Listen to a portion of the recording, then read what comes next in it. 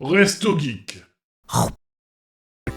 Et maintenant, votre émission jeux vidéo, Burger Games. Mario Kart World, ça y est, c'est sorti, ça y est, on l'a, ça y est, on a pu le poncer, ça y est, on a pu débloquer le mode caché, et les persos et tout.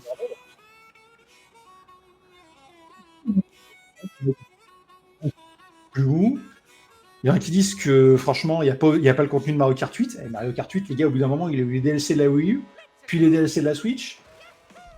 Oh, honnêtement, il est trop bien. Hein. Alors, oui, il n'y a pas autant de contenu que sur Mario Kart 8, par contre,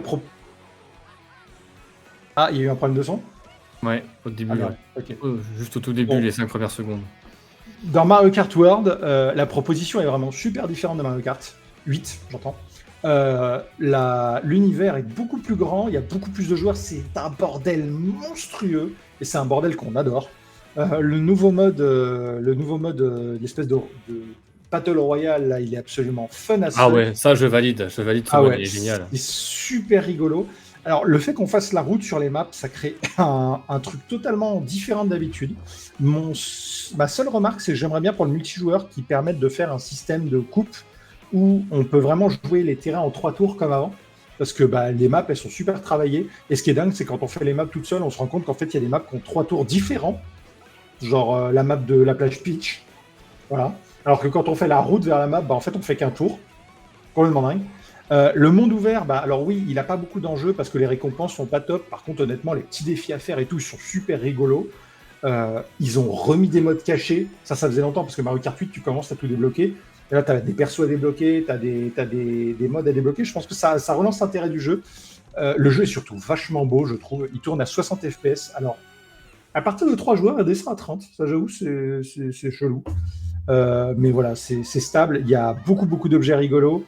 Les maps sont vraiment toutes cool. Elles sont toutes remixées, même celles qui viennent d'anciens jeux, vous n'avez pas l'impression que c'est les mêmes. Donc, un must de la Switch, hein, honnêtement. Si vous voulez jouer avec des potes, faut y aller, quoi.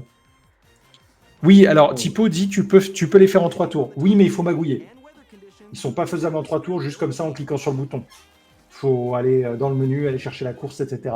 Juste, j'aimerais qu'on propose juste un switch option pour dire je veux faire que des trucs en classique ou je veux faire le mode route 66, quoi. Mais du coup, pour avoir survolé un petit peu le jeu avec toi, c'est vrai que je le trouve vraiment fun. Et puis le mode Battle Royale, ouais, franchement, quelle idée de dingue en fait. Là, Ouais. ça apporte de vrais enjeux tout au long de la course. T'es concentré à mort, t'es à fond dedans. Hein. J'aime bien. Puis, ils vont sûrement ajouter des modes et des circuits dans les années à venir. Donc c'est un jeu qui va vivre encore longtemps, je pense. À voir pour les circuits, ouais, je serais plaisir d'avoir des circuits en plus, honnêtement. Toutes les nouveautés de gameplay, ouais, de drift, sur les rambardes là. Ça marche plutôt bien aussi, je trouve. Oui, alors ça, honnêtement, c'est un truc qu'on peut faire des trucs de fou avec. Hein. Donc ça, c'est la grosse nouveauté du jeu et il y a moyen de faire vraiment des trucs de dingue.